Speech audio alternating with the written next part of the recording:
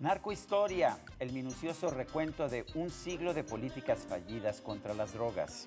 Hoy una entrevista de controversia con su autora de este libro, la reconocida escritora y poeta Carmen Boullosa. En contraste, dos tipos sin cuidado se adentran esta noche en un bohemio y animado club, el 5 Jazz Club, el Bajo Centro. Uno de los mejores sitios para escuchar buen jazz ubicado en el centro histórico de la Ciudad de México. También noticias que no cambiarán la historia con los Soul Kitchen. Los restaurantes del rockero Jon Bon Jovi, en los que los pobres no pagan. Hola, muy buenas noches. Como todas las semanas, gracias nuevamente por estar con nosotros. En este que ya es nuestro programa número 49, amigos que nos acompañan, querido Sergio. 49, a punto de cumplir la cincuentena, así que los invitamos a que nos acompañen en los próximos minutos. Comenzamos.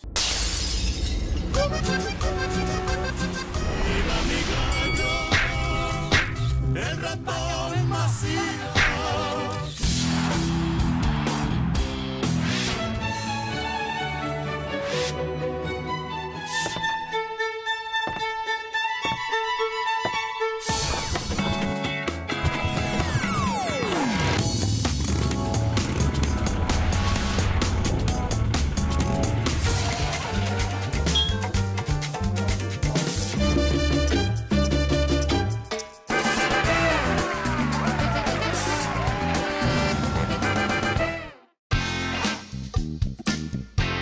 Contrario a lo que mucho piensa, la narcoviolencia no es un fenómeno reciente, ni siquiera es una invención nada más de México. El fenómeno es mucho más complejo. Su origen y principal causa fue la decisión del gobierno estadounidense tomada hace un siglo de prohibir el consumo de drogas a sus ciudadanos.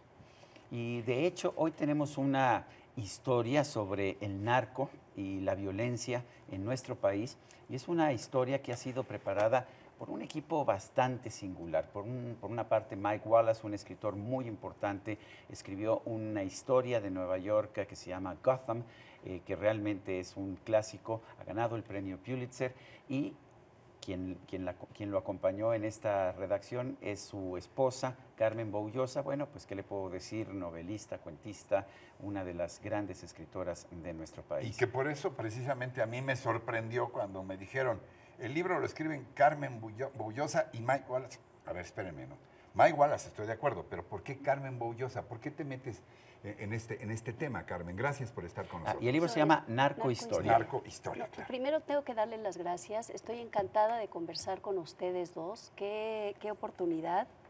Más que divertido, qué maravilla. Es una pareja medio dispareja, pero es que por lo mismo, son una prueba de diálogo. Claro. Es increíble en un país en el que hay tan poco diálogo y tanta confrontación y tantas ganas de romper el espacio de conversación, que es lo que nos hace humanos y es lo que construye las redes civiles y las redes sociales, estar con dos personas tan diferentes que han hecho un espacio de diálogo. Y encima me invitan a mí. Representación de tuya una... y de Mike Wallace, y de Mike Wallace. Que también han tenido un diálogo.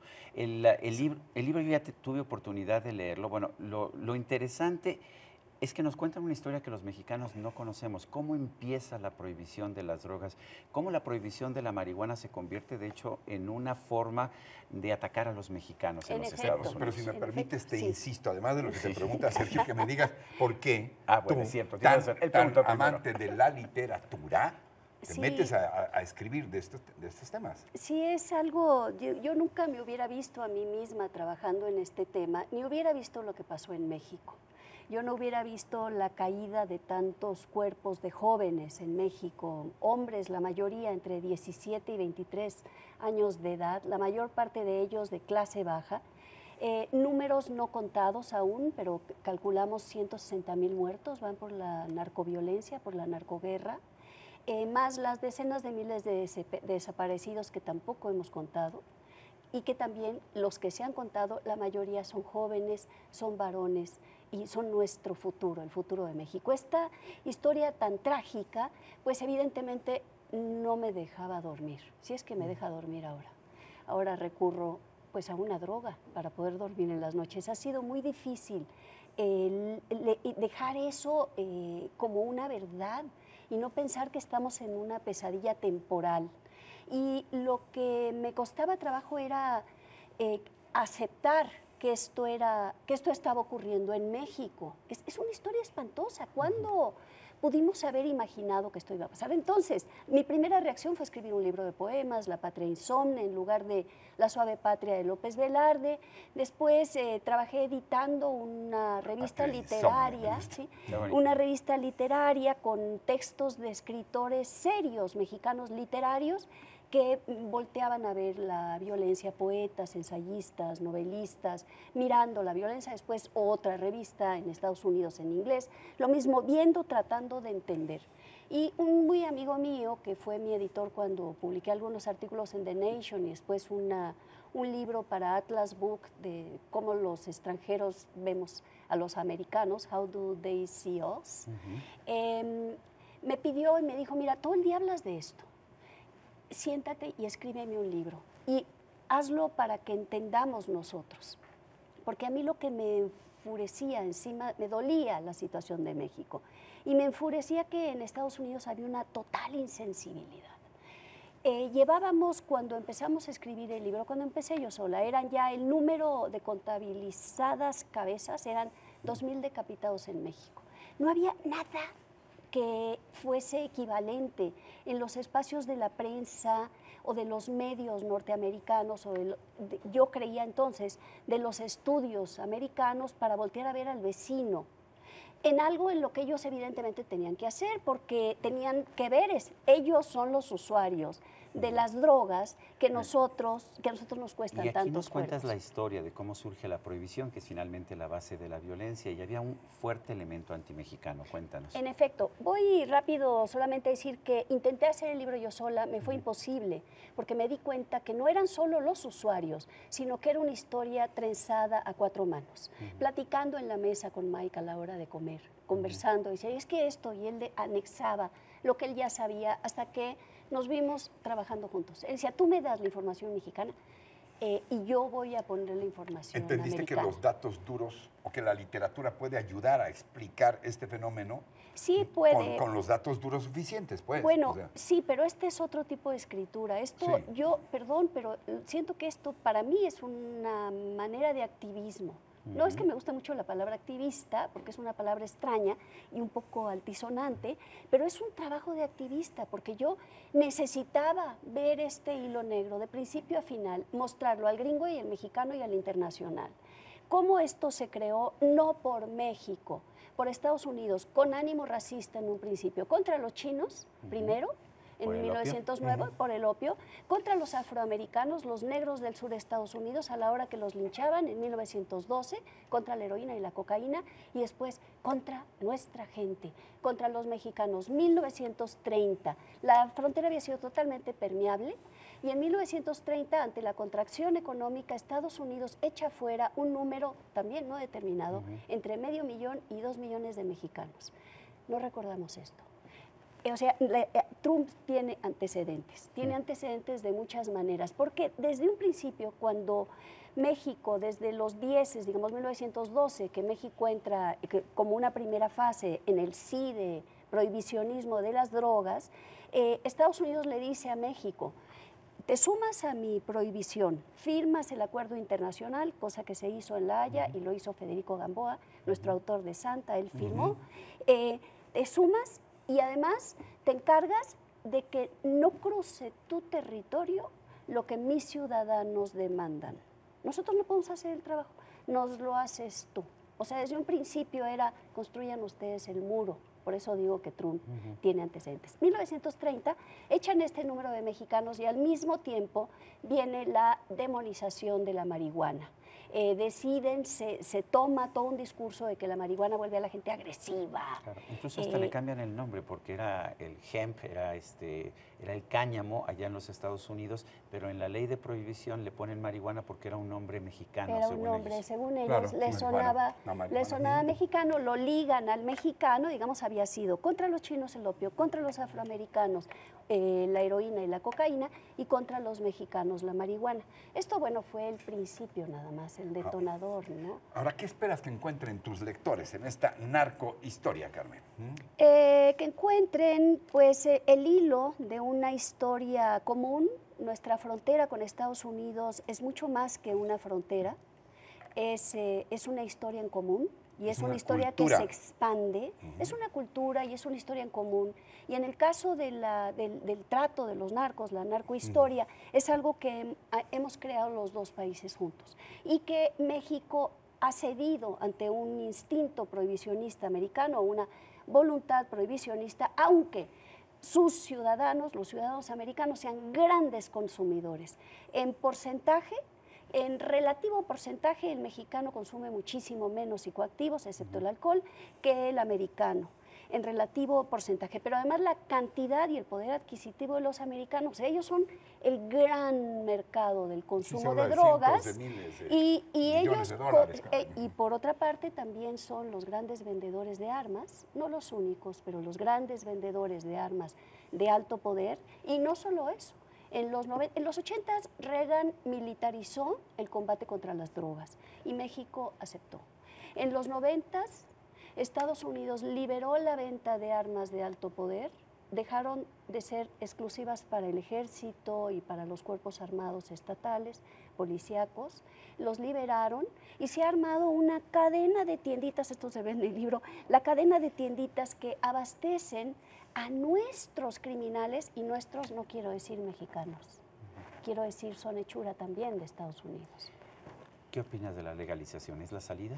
La salida única es la legalización, no es la salida total, sería la primera moción.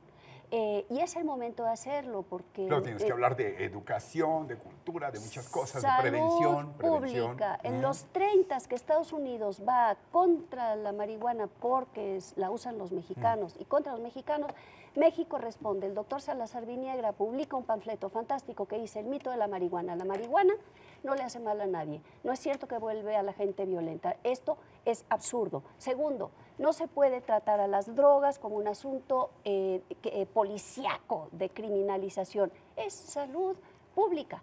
Él proponía que se pusieran dispensarios para abastecer a los adictos de las sustancias psicoactivas, las opiáceas, la heroína, a precio real y sacándolos del control de los grupos criminales.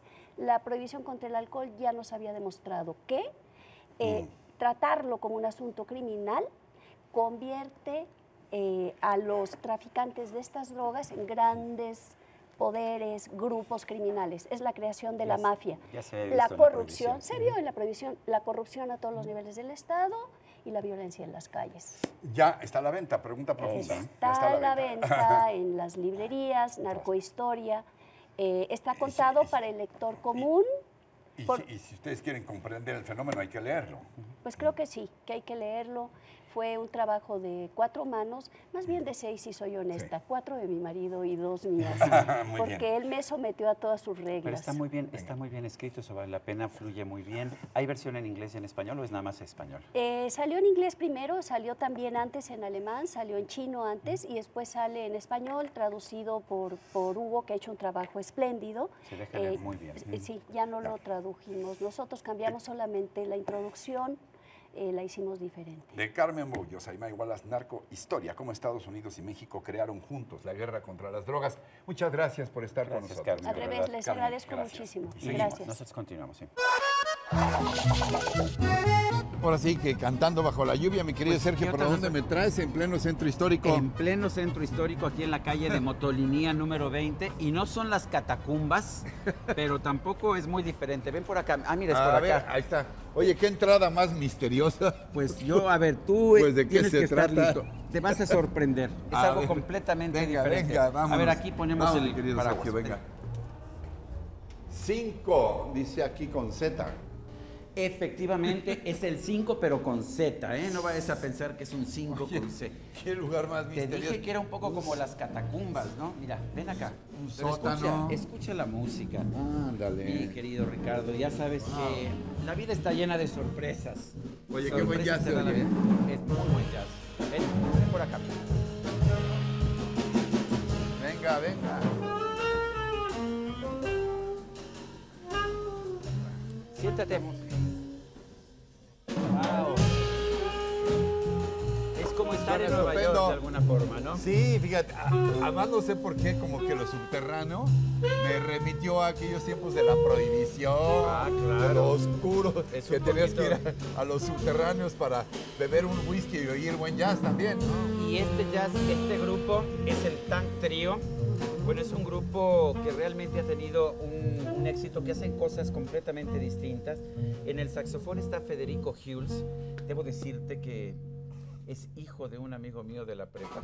Federico es hijo de tu amigo. Cada vez tenemos más, conocemos más a hijos de amigos, ¿verdad? Imagínate, es que nos estamos haciendo viejos. También está en el contrabajo, está Pablo Aguirre y Alonso López en el contrabajo y Pablo Aguirre en la batería. ¿Cómo están? Venga. Y son Tank Trio y pues vamos a escucharlos, ¿no? Venga, con algo más, ¿sale?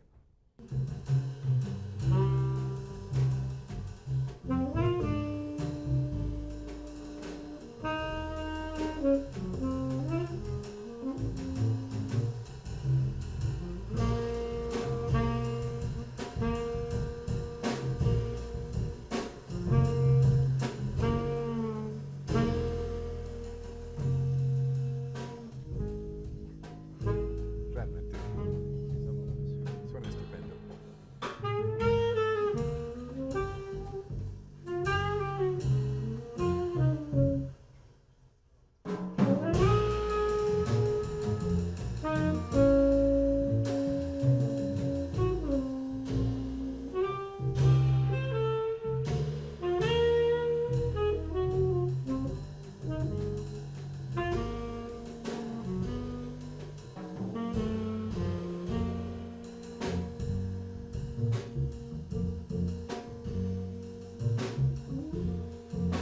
Y déjame decirte que Virginia Hernández es copropietaria y es la encargada aquí. Virginia, ¿cómo estás?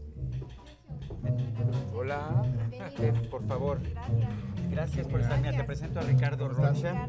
Gracias, Virginia, bueno, ella está a cargo de este lugar y si quieres, platícanos un poco, Virginia, ¿cómo surge 5? El 5 surge a raíz de que mi socio, bueno, es un amante del jazz, viajaba mucho a Nueva York anteriormente y bueno, estaba buscando aquí en México poner un lugar que asemejara a esos lugares. El nombre del 5 viene de ahí, de uno de los lugares de jazz que a él le fascina, el Zinc, que está en Nueva York. Y como Zinc, así es, con Z, y estamos en 5 de mayo, entonces dijo 5. Entonces entró perfecto el nombre, ¿no? Le gusta el lugar, ese lugar en específico. Estamos en 5 de mayo, en el centro histórico, y así fue como surgió este lugar. ¿Cuál es el concepto, el ánima, en este caso, que motiva a 5? Nos motiva a promover el jazz, sobre todo apoyar a los músicos mexicanos. En México tenemos grandes jazzistas, que bueno, eso nos ha permitido tener un lugar importante alrededor del mundo como lugar de jazz, porque presentamos lo mejor que tenemos de talento mexicano aquí en México. Virginia, ¿qué tipo de personas vienen a este lugar? Pues viene ya gente muy joven, puede venir gente desde que está cumpliendo los 18 años hasta vienen con sus mamás, con sus abuelitas. Realmente el rango de edad se ha ampliado. El 5 prueba que se hace muy buen jazz en México. Por supuesto que sí, la prueba la tenemos aquí atrás. Oímos un poquito más Vamos a escuchar un de poco este más. grupo Tank.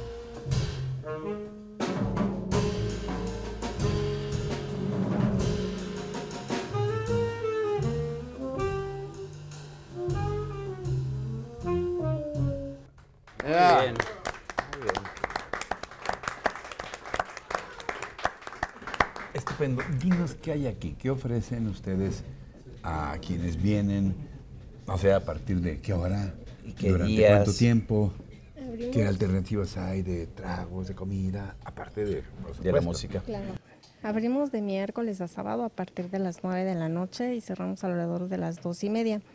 Y todos los días es una banda diferente. No se repite en la semana ningún grupo, ¿no? Sí los programamos, pero después. Y bueno, venir aquí es toda una experiencia. No solo es venir a escuchar jazz, ¿no? Porque desde que uno baja las escaleras, Es como entra, catacumbas, ¿no? se transporta uno a otra época, ¿no? Y se olvida un poquito del La ruido, entrada del misteriosa, exacto, ¿no? la entrada misteriosa. Entonces, al llegar aquí es toda una experiencia, ¿no? Por la entrada, las bóvedas, ¿Cómo la funciona de boca a boca, atmósfera verdad? íntima. ¿Se come o nada más se bebe? ¿Qué consume la Pueden gente? cenar y pueden beber. Tenemos platones de tapas muy buenas, de quesos. Nuestro menú es internacional y bueno, pues tiene un poco de todo. Tenemos pastas, ensaladas, pescados, carnes. Hay para todos y los lo gustos. esencial, El jazz. el mejor El jazz, mejor jazz. que puedes escuchar en Pueden México. acompañar con un buen vino, un whisky. Virginia, quiero agradecerte que nos hayas permitido estar aquí con mi amigo Ricardo Rocha, que yo le decía que había una catacumba muy agradable en el centro de la Ciudad de México. Gracias por Al contrario. invitarnos. Y escuchamos algo más, ¿se puede? Claro Venga, que sí, chavos, adelante. venga. Gracias. Gracias.